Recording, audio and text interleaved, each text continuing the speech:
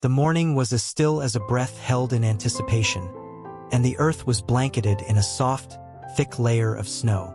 A light dusting had fallen through the night, leaving everything looking new and unfamiliar, like a fresh canvas waiting to be explored.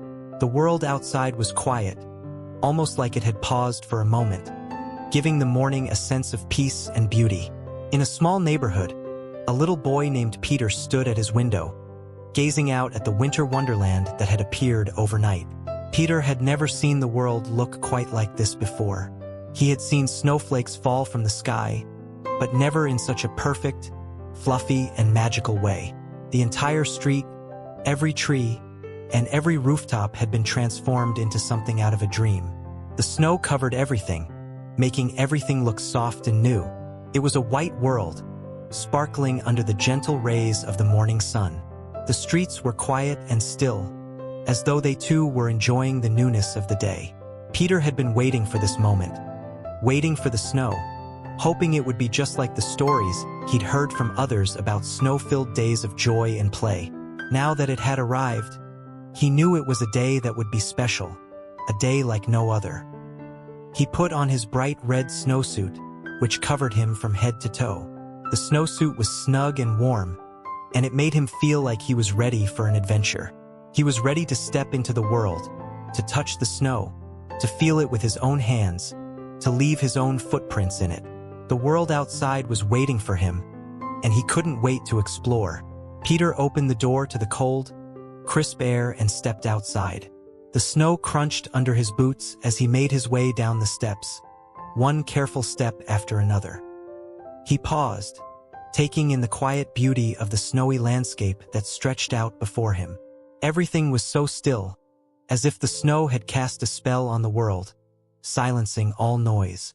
Peter looked around, wondering where to begin. He wanted to make the most of this special day, to experience it all. But where to start? He had 1,000 ideas buzzing in his head, all of them filled with excitement and curiosity. Without thinking too much, Peter did what came naturally to him. He lifted his foot and stomped it into the snow, watching with delight as the soft powder rose up around his boot. It was so fluffy, so light, he felt like he was walking on a cloud. He laughed to himself, feeling the joy of the snow beneath him. But there was more to do. Peter remembered stories he'd heard from his friends about the fun to be had in the snow. Things like making snow angels, building snowmen, and having snowball fights. He wondered if he could do all those things, and maybe even create something of his own. He started by pressing his mittened hands into the snow and making a shape with them, trying to mimic the snow angels he had seen in pictures. But the snow didn't quite cooperate at first. He moved his arms and legs in the wide, sweeping motions, but his shape didn't quite resemble the angels he had imagined. Still, Peter wasn't discouraged. He kept trying, laughing every time he flapped his arms and legs, leaving behind shapes in the snow. He marveled at the way the snow bent and shaped itself under his playful movements. It was a world of possibility, and he was making it his own. But there was more to do. He thought about how fun it would be to roll a snowball and maybe even make a snowman. Peter knelt down and began rolling a ball of snow, watching it grow larger and larger with each turn. It was hard work, but Peter didn't mind. He was enjoying the process as much as the result. The snowball grew so big that it was almost as large as he was. Peter felt proud of the snowman he was going to build, even though he didn't know yet how it would all come together. The important thing was that he was creating something out of the snow, something that only he could make in this moment.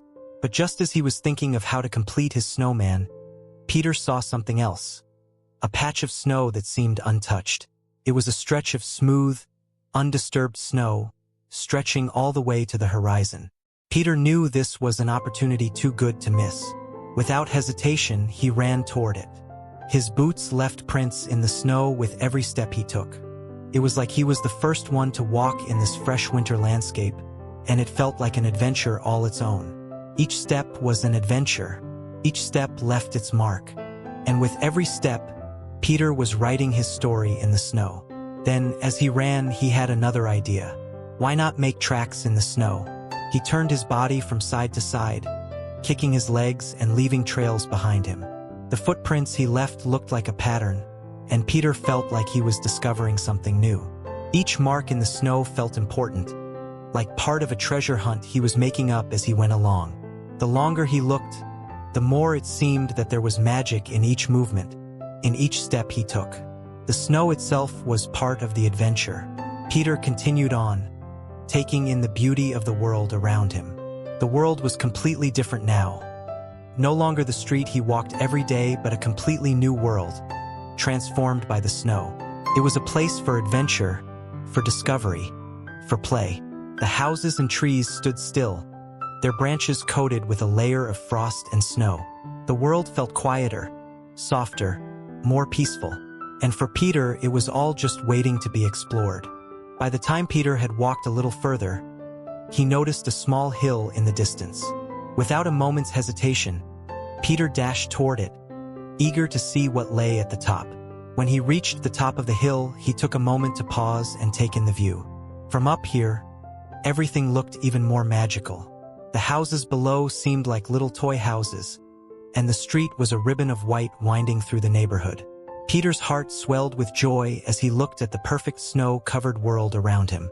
He didn't want to leave the hill just yet, but Peter had one last idea. If he could climb the hill, surely he could slide down. He turned his body and ran to the top of the hill, crouching down as he prepared to slide. He felt the snow against his legs as he slid down the hill, faster and faster, until he reached the bottom. The wind rushed past him, and Peter felt a thrill as he reached the ground. The slide had been just as magical as he had imagined, and he immediately scrambled to the top again for another ride. The hill had become his very own playground, a place where he could let go and be free, enjoying the pure fun of the snow. As Peter played and laughed, he suddenly realized that the snow had changed everything. It had turned the world into something new, something full of magic and wonder. It wasn't just the snowflakes themselves or the way they sparkled in the sunlight. It was the way everything seemed different when it was covered in snow. The world had become a place of exploration and discovery. And in that discovery, Peter felt a sense of joy that was like nothing else. By the time the afternoon began to fade into evening, Peter knew it was time to go home. The snow had covered everything, and the world around him was still as perfect as it had been when he first stepped outside. He turned back toward his house, his boots making crunching sounds in the snow as he walked. The air was getting colder, and the sun was beginning to set, casting a soft glow across the snowy streets. When Peter reached his house, he stopped at the door and turned one last time to look at the snowy world around him. He had experienced something wonderful that day, a world that had been transformed, a world that had been made new by the snow. It wasn't just about the snow itself, but about the joy, the adventure, and the sense of possibility that it brought with it. Inside, Peter took off his snowsuit, his face glowing with the warmth of the day's adventure. He was tired but happy. The snow had given him something special that day, something he would always remember. And as he sat down by the window, looking out at the snow-covered world, he felt content, knowing that tomorrow might bring another day just as magical as today. And maybe, just maybe, there would be even more snow to explore. The world outside was still covered in snow, and Peter knew that there was no limit to the adventures that awaited him. Whether it was building snowmen, making snow angels, sliding down hills, or simply leaving his footprints in the snow, Peter had learned something important. That the snow was not just a blanket of cold. It was a canvas for his imagination, a place for his joy to blossom, and a reminder of the simple pleasures of childhood. The world, he realized, was a much bigger and more beautiful place when seen through the eyes of wonder. And so, as the evening wore on, Peter knew one thing for sure.